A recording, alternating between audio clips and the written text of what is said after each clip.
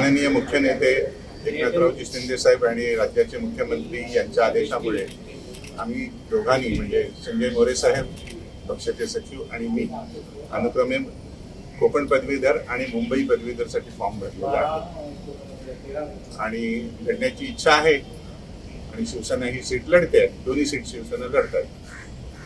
Sir मुंबईमध्ये काय म्हणाल, महायुतीकडून आपण उभं राहतो की कशा प्रकारे काय कोऑर्डिनेशन कसं असणार? ऑफकोर्स आम्ही फॉर्म भरलेला आहे. आता ठरूया काय ते, महायुती काय इंडिव्हिज्युअल लढणार ठरूया आपण. ज्याप्रमाणे आमचे मुख्य नेते एकनाथरावजी शिंदे साहेब आदेश देतील त्याप्रमाणे होईल. भाजपने सुद्धा नावांची जाहीर केलेली आहे, कसं पाहता? भाजपने सुद्धा लिस्ट सगळ्यांची काढलेली, तुम्ही सुद्धा फॉर्म भरताय. तेच सांगितलं ना आपण, आम्ही फॉर्म भरलेला आहे, त्यांनी लिस्ट जाहीर केलेली आहे, ठरेल त्याच्यामुळे. महायुती आहे शेवटी असं आम्ही मानतो.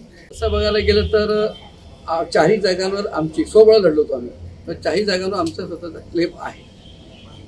परंतु कसं आहे की प्रत्येक जणाचा अधिकार आहे, प्रत्येक पद्धतीने नावं जाहीर करत आहे किंवा काय फॉर्म भरत आहे. तसं आम्ही आमचं म्हणजे आम्ही सगळे जे काही पक्षाचे जे कोणी इच्छुक आहोत ते आम्ही आमचे मत प्रदर्शित केले आमच्या नेत्यांकडे आणि त्याप्रमाणे आम्हाला फॉर्म भरण्याचे आम्ही आज परवानगी घेतली आणि आज फॉर्म भरले.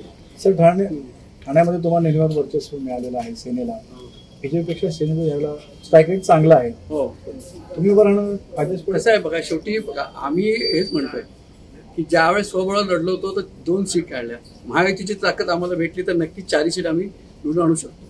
परंतु शेवटी युतीचा जो आमचा धर्म आहे तो आम्ही पाळणार आहोत. युतीमध्ये जे काय ठरेल जसं त्यांनी डिक्लेअर केलं तसं आम्ही आज फॉर्म भरलेत. उद्या बैठक होईल युतीच्या सर्व नेत्यांची आणि त्यात ठरेल, आणि जे ठरेल ते आम्हाला मान्य आहे. आणि युती धर्म पाळायचा हा आमचं कर्तव्य आहे. सर गेल्या निवडणुकीत निरंजन डावखरे होते, यावेळेला त्यांनी उमेदवार दिलेले आणि त्यावेळेला महायुतीच त्यावेळेस शिवसेना भाजप एकत्र होते. आता नव्हते त्यावेळेस, पण तुम्ही वेगळं पडला. महायुती पण उमेदवार दोघं वेगळे होते. युती नव्हती त्यावेळेस, युती नव्हती. सरकार दोघांची युती होती राज्यामध्ये, पण वेगवेगळी निवड होती. पण त्यावेळेस युती म्हणजे युतीमध्ये लढलोच नाही आम्ही, विरोधातच हो माहिती नाही. यावेळेला मनसेनं सुद्धा इथं अर्ज भरलेला आहे. इकडे बीजेपी मनसेने महायुतीला पाठिंबा दिला होता लोकसभेमध्ये, मात्र आता तुम्ही अर्ज भरताय, तिरंगी चौरंगी लढत होते. कसं आहे शेवटी प्रत्येक पक्षाचा तो अधिकार आहे की उमेदवार जाहीर करणं.